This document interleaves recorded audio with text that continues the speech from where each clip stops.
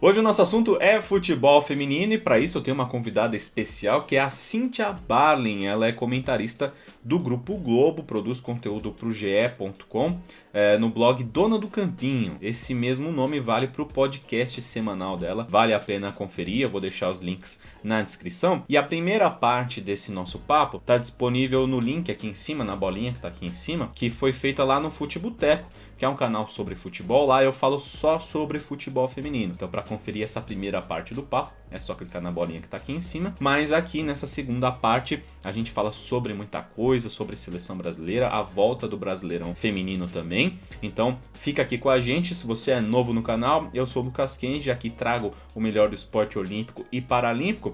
E já se inscreve no canal, porque assim você não perde nenhuma novidade. Também é bom dar uma badalada no sino, porque assim você recebe também as notificações sempre que tiver um vídeo novo. Então vamos lá para o nosso papo com a Cíntia.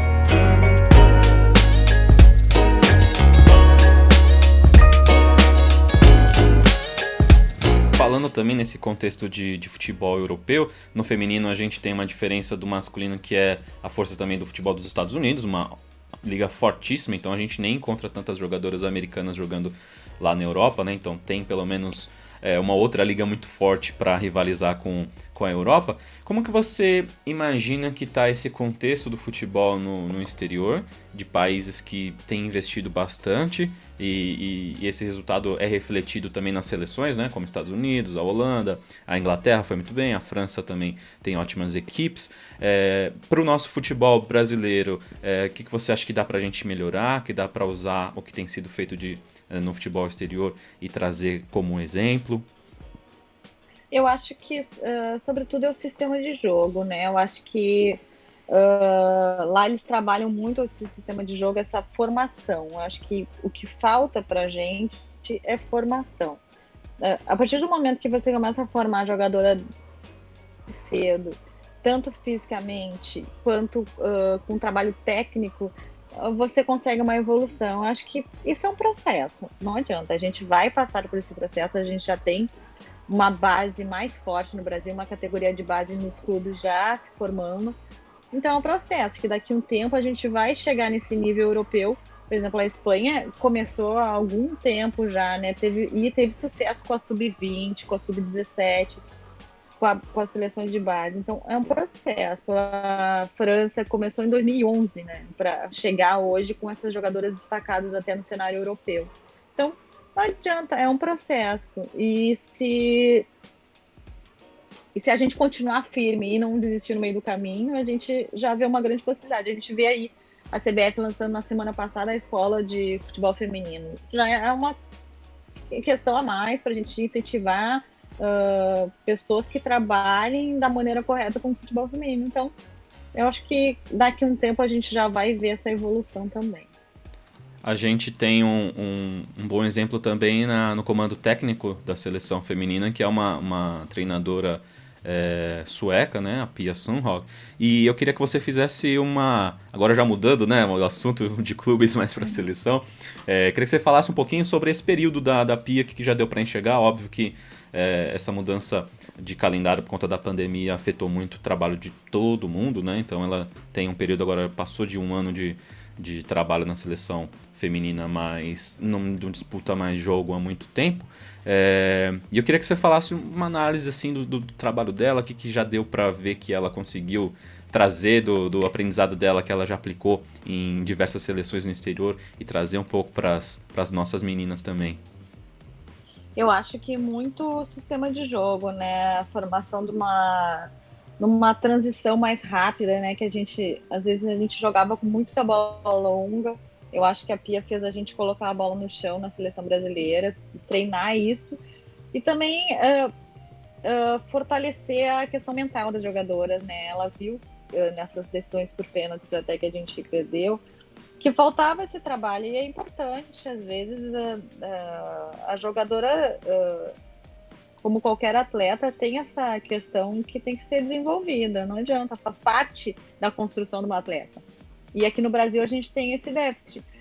Por exemplo, eu entrevistei a Mayara Bordinha, ela fez toda a base dela nos Estados Unidos como jogadora, e ela falando que a pressão psicológica era muito forte. Então, quem passasse desse processo na base americana e chegasse adiante, ela saía, tipo assim, pronta, porque a questão do treinamento exaustivo, do cansaço. E eu acho que, de repente, aqui falta esse lado mais psicológico e, inclusive, a Pia contratou agora, a CBF contratou uma psicóloga, né, para trabalhar com as jogadoras. Então, é todo um conjunto de ações. Eu acho que a Pia tá atenta a tudo, assim, e isso é importante, né? Ela tem o know-how, né? Uma bicampeã olímpica, sabe como fazer uma atleta vencedora, uma seleção vencedora. Você acha que a Pia pode sofrer em algum momento com pressão por resultados? Porque eu digo isso porque na gestão do Vadão, a última, né, o Vadão que até faleceu nesse ano, ele teve uma ótima campanha no Sul-Americano e depois ele ficou 10 jogos sem vencer e tudo mais. A Pia, ela participou de algumas competições todas amistosas, né? Tudo de preparação. Teve torneio aqui, inclusive em São Paulo, teve torneio na França, que foi o último disputado pela seleção feminina. E o Brasil não venceu muito, né? Não teve aquele ainda convencimento contra equipes que têm um nível ou parecido ou superior. E o trabalho da Pia como você falou, né? Devagarzinho, tem muita coisa para ser mexida. Você acha que a CBF vai ter até um pouco mais desse entendimento de que as coisas têm que ser devagar mesmo, que o resultado vai aparecer com calma? Ou não? Você acha que pode voltar ainda uma pressão por resultado? Se ela ficar muito tempo sem vencer, vai ter uma pressão ali em cima dela? Eu acho que a CBF tem noção do que precisa ser feito. E é uma decisão diretamente do presidente da CBF, né, de contratar a Pia. Então, não vejo como se quebrar esse vínculo.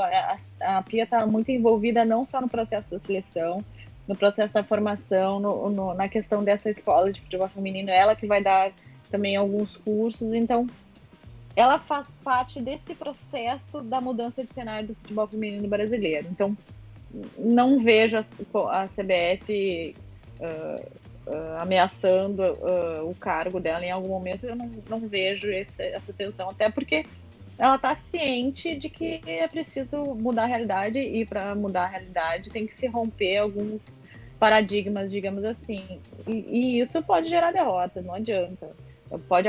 Elas podem acontecer, mas eu acho que olhando cruamente para a coisa, eu acho que já se vê uma evolução. Eu acho que não vejo ela, se tiver uma sequência, ser ameaçada. Tudo. Legal. E a gente está no meio de um ciclo olímpico, né? Na verdade, já estava quase para acontecer mesmo a competição. As Olimpíadas foram adiadas para o ano que vem. E como é que você enxerga esse processo desse ciclo agora do Brasil? Especialmente falando de uma seleção que a gente vê que a Pia vem trazendo muita jogadora nova, né? Jovens jogadoras que ela vem convocando, rodou muito, tá experimentando muito, né? Isso ela não tem medo mesmo, coloca um monte de jogadora em campo para sentir a sensação de como é vestir a amarelinha. Você acha que a gente tem oportunidade de brigar por medalha? Como é que tá o nosso Brasil em comparação com as principais potências que vão disputar os Jogos Olímpicos? Eu acho que tem, sim, a condição de brigar por medalha. Em 2016 já brigou, né? A gente chegou bem adiante. Claro que era uma Olimpíada em casa, mas mesmo assim... Sim. Eu tava lá no jogo contra a Suécia, fui muito zoado depois, porque o pessoal falou que eu era pé frio demais. Olha, eu cobri essa seleção de perto, essa cobertura também de perto. Foi muito... O jogo contra a Austrália foi emocionante demais, assim, ganhando os pênaltis. Mas eu acho que é um torneio que se permite sonhar e desejar a medalha, porque é um torneio muito curto, tiro muito rápido. E eu acho que sim, a Pia, inclusive, com a Suécia, ela chegou muito adiante com um sistema de jogo bem proposto para aquela competição, né? Um modelo de jogo proposto de defensivo e depois de explorar o detalhe do adversário. Então, eu vejo como muito possível de sonhar com uma medalha. Não quer dizer que vai ser de ouro, mas com uma medalha eu acho possível. Legal, Cíntia. Pra gente chegando no final do nosso papo, queria que você trouxesse como considerações finais aí pra galera que tem ainda um receio de acompanhar o futebol feminino ou que tá querendo começar a acompanhar mais, inclusive falar sobre o conteúdo que você traz também e conteúdos que a gente vê também sobre o futebol feminino, como que a galera pode acompanhar, porque o jogo mesmo, se o pessoal quiser, como a gente falou no começo do nosso papo, dá para acompanhar, né? As competições estão sendo exibidas, né? Essa cobrança que existia de exibição, transmissão dos jogos, agora eles estão ocorrendo, tanto jogos aqui do futebol brasileiro quanto jogos no exterior. Queria que você falasse um pouquinho desse contexto aí para tentar cada vez mais tirar o preconceito em relação ao futebol feminino. Eu acho que é possível acompanhar, assim, até eu tenho um podcast semanal, né, que sempre debate novas ideias, assim, para o futebol feminino, um podcast da Dona do Campinho e o blog também da Dona do Campinho, mas a gente sempre tenta trazer, né, quanto mais a gente trouxer as personagens que formam o futebol feminino, mais a gente vai apresentar que tem, e não só aquela história, assim, de, a menina que sofreu, que jogava na roça. Não, história de mulheres que são que jogam bem, que jogam nas ligas internacionais, histórias das nossas jogadoras daqui também, como é que é a cobertura do dia a dia. Eu acho que quanto mais a gente trouxer como o futebol feminino como algo normal do dia a dia e uma cobertura como se faz os clubes no masculino, mais a gente vai ter interesse, mais as pessoas vão ficar ligadas nessa movimentação do feminino. Só tem a crescer, eu acho, a partir de agora. Legal, Cíntia. Obrigado mais uma vez pela disponibilidade para a gente tocar esse papo e conte sempre aqui comigo para a gente também fomentar cada vez mais o futebol feminino.